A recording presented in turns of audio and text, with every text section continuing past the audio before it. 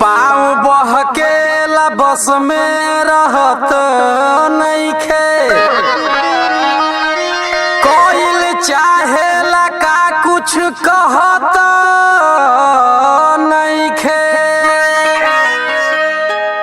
लाख अपना के केतनो संभारल चाही, बाकी देह जवानी के भार अब सहत नइखे।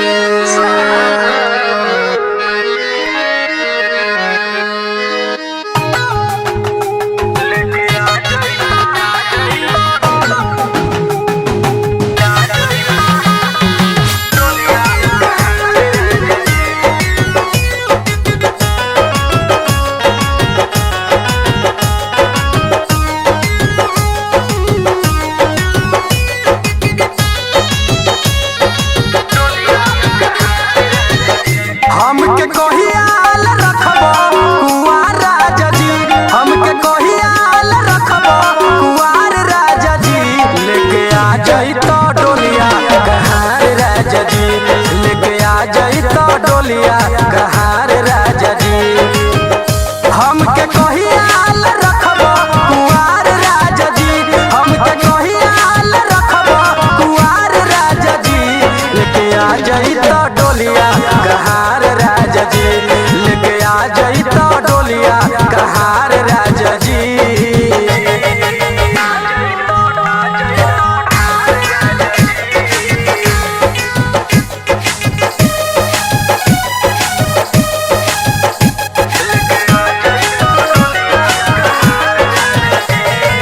कसमस करेला जवानी चरचराता, सपना में देह लस फस होई जाता। एकदम खोल के बताई का। कसमस करेला जवानी चरचराता, सपना में देह लस फस होई जाता। अब नया तो सूट सलवार राजा जी, अब नया तो सूट सलवार राजा जी। लेके आ जाई तो डोलिया कहार राजा जी, लेके आ जाई तो डोलिया कहार राजा जी। आई न देर काहे कइले बनी।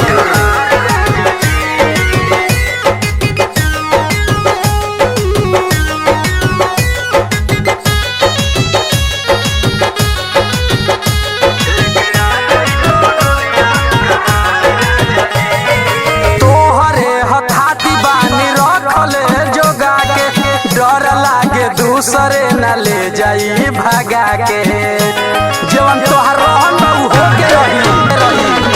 तोहरे हथाती बानी रखले जोगा के, डर लागे दूसरे न ले जाई भागा के। कहियो लांघ देई होद के दुआर राजा जी, कहियो लांघ देई होद के दुआर राजा जी। लेके आ जाई तो डोलिया कहार राजा जी, लेके आ जाई तो डोलिया कहार राजा जी। अब जवानी संहार में दिखावते राजा जी।